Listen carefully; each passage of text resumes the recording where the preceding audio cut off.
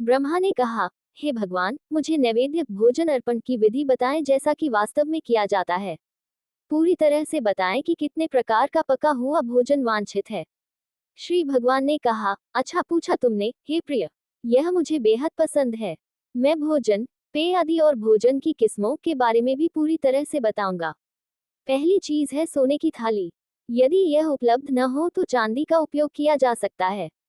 यदि वह उपलब्ध न हो तो बड़े और सुंदर पलाश के थाल का उपयोग करना चाहिए।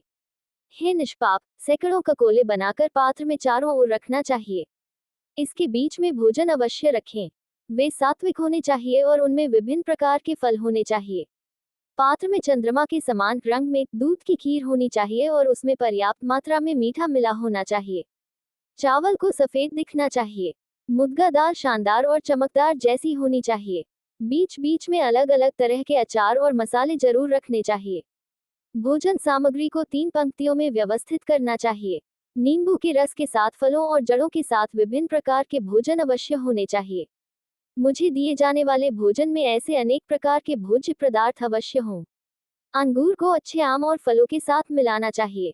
काली मिर्च, पिप्पली, अदरक और इलायची मिला लेनी चाहिए। उन्हें उबाला जाए और मेरे भोजन नैवेद्य के लिए अनेकों की संख्या बनाई जाए। सैकड़ों ककोलों के साथ प्रलेहन, शोरबा या चाटने के लिए सामग्री बनाना चाहिए। अनेक पुष्पों द्वारा उन्हें सुगंधित करना चाहिए। मार्गशीर्ष माह में वे मुझे बहुत प्रिय हैं। मांडक, एक पतली चपटी गोलाकार केक जैसी डिश, सुंदर, गोलाकार, शून्य के समान सर्वत्र सम और सम्मित, साथ ही उसमें चीनी मिला हुआ उबला हुआ दूध रखना चाहिए। मेरे उस भोजन में मिश्रित गाय का दूध, शहद के रंग वाला, मधुर सुगंध वाला घी स्नेहपूर्वक और भक्तिपूर्वक डालना चाहिए। हे प्रिय, वह घी जो चमकदार ककोला गेहूं के आटे के बर्तन में रखा जाता है, यह इलायची से चमक रहा होगा। उसे पुरिका खाद्य तेल या घी में तले हुए पतले पैनकेक को प्रत्येक में पर्याप्त मात्रा में हींग के साथ मिलाकर 100 छेद वाले और वेष्टिका चावल, चने आदि के पिसे हुए आटे से बनी नमकीन बनानी चाहिए। कई कुंडलियों में और तेलों में तला हुआ। उसे अपूप, छोटी पाई और विभिन्न प्रकार के दूध से बने व्यंजन भी तैयार करने चाहिए। इन मीठे पकवान को गहनों और मोतियों या मालती के फूलों आदि की तरह एक साथ पिरोया जाना चाहिए। इसमें परपाटा और वरपाटा, आटे से बना गोलाकार केक जैसा सामान और तेल में तलने के लिए धूप में सुखाया जाना चाहिए, यानी पापड़ और वरपाटा अन्य सामान है। इसी तरह कुंडल, शंकु, गोलाकार आदि में तैयार किया जाता है। आटे या सब्जियों को सुखाकर बनाया जाता है। सभी को तला जाता है। माशा दाल या कुष्मांडा, ऐश लौकी से खूबसूरती से तैयार किया जाता है। मार्गशीर्ष माह में 9 प्रकार के वोटकों को सुंदर ढंग से तैयार करके मुझे अर्पित करना चाहिए। इन्हें दाल के आटे से बनाया जाता है और कटलेट की तरह तैयार किया जाता है। जति, जायफल, मरीची, काली मिर्च आदि से 2 प्रकार के वातक तैयार किए जाते हैं और लकड़ी के बड़े कुंडों में रखे जाते हैं। एक प्रकार अत्यधिक परिष्कृत तेल में तैयार किया जाता है। नमक वोडका बनाने से पहले आटे में डाला जाता है। दूसरा प्रकार दुष्टों की भांति स्नेह तेल, प्रेम से रहित होता है। इनका रंग भगवा है। वे छिद्रों से भरे हुए प्रतीत होते हैं। कुछ दही और दूध में डाला जाता है, कुछ इमली या आम के रस में, कुछ को अंगूर के रस में और कुछ को गन्ने के रस में डाला जाता है। अन्य को काली सरसों के पानी में डाला जाता है। कुछ में चीनी के साथ साथ पहले बताए गए 4 प्रकार के रस भी हैं। ये 9 प्रकार के वातक माने गए हैं। निम्नलिखित चीजों को एक साथ मिलाकर एक बड़ी कड़ाही में अच्छी तरह से उबालना चाहिए। हीरे और सुखारिका की तरह चमकदार बहुत छोटे बीज, नारियल की गिरी के टुकड़े और 100 लौंग, घी, दूध, चीनी आदि ये खाद्य पदार्थ है। नैवेद्यों में से एक भी चमकदार चिकनी फेनिका कुंडल के रूप में घी में तले हुए गेहूं के आटे के साथ मिठाई होनी चाहिए। इन फेनिकाओं को गहरे रंग के कृष्ण सफेद जिंजली के बीज से बने मीठे गोले के साथ परोसा जाना चाहिए। इलायची और कपूर के साथ पोलिकास पापड़ जैसे केक डीप फ्राइड को पराकीकास बड़े गोलाकार कड़ाही में पकाया जाना चाहिए, अर्थात तला हुआ। मोदका, विभिन्न प्रकार की मिठाइयाँ को बनाया जाना चाहिए।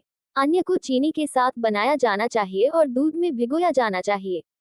अन्य किस्मों को नारियल के फलों यानी गुठली के साथ बनाया जाना चाहिए और अन्य को पेड़ों के रस के साथ बनाया जाना चाहिए।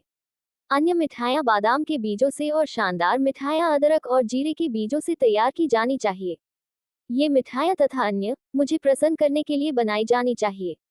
मार्गशीर्ष माह में मुझे प्रसन्न करने के लिए निम्नलिखित फलों का अचार आदि बनाना चाहिए। नीचे वर्णित फलों को अलग अलग या 2, 3 या 4 के समूह में मिश्रित अचार के रूप में उपयोग किया जा सकता है। मोकनी की बलबनु मजर, अदरक, कर मर्दका, संतरा, इमली, कनकोला, दशहरा, त्रिपुरिजता, शानदार नींबू फल, कमल का डंठल, टिंडू फल, लौंग, तिल का बिल्वा, लुटी वलकला, वंशकारेरा, गन्ना, मन्ना, कायफला, बाला, अंगूर फल, आम का फल, सुंदर कांका, किनी फल, धात्री फल और अम्बादावा फल, केला, लंबी काली मिर्च और मिर्च। इन्हें शुद्ध सरसों के तेल में भिगोना चाहिए और स्वाद के लिए नमक अवश्य मिलाना चाहिए। उन्हें सरसों के साथ पकाया जाना चाहिए। उपयोग से पहले इन्हें मिट्टी के बर्तन में रखकर 3 साल तक रखना चाहिए। मार्गशीर्ष माह में सम्मानदाता ऐसा अचार मुझे अर्पित करना चाहिए। वे मुझे प्रसन्न कर रहे हैं। यदि भक्त ये सभी भोजन अर्पित करने में असमर्थ है तो उसे निम्न प्रकार करना चाहिए। मैं इसे संक्षेप में बताऊंगा।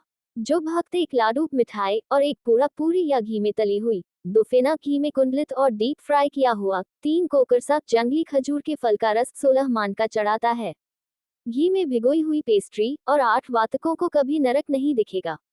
बहुत दिनों से रखा हुआ आधा आधा 1 माप दूध, चंद्रमा के समान चमकने वाली 16 पल मिश्री, 1 पल घी, 1 पल शहद, 2 करश काली मिर्च और आधा पल सौंठ, अंतिम उल्लिखित 4 में से प्रत्येक आधा पाला हो सकता है। उपर्युक्त सभी सामग्रियों को अच्छी तरह से मिश्रित किया जाना चाहिए और एक महिला द्वारा अपने पतले हाथों से चिकने मुलायम कपड़े में पीसकर पेस्ट बनाया जाना चाहिए।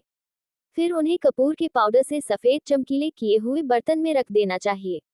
जो ये रसदार चीज बनाता है वह कुछ भी चाह सकता है। मैं उस भक्त को वह सब कुछ दूंगा जो वह चाहता है। देवता को भोजन, फल और अन्य खाद्य पदार्थ चढ़ाना एक महत्वपूर्ण उपाचार है। आमतौर पर एक आदमी भक्त जो भी भोजन खाता है वही भोजन उसके देवताओं को अर्पित किया।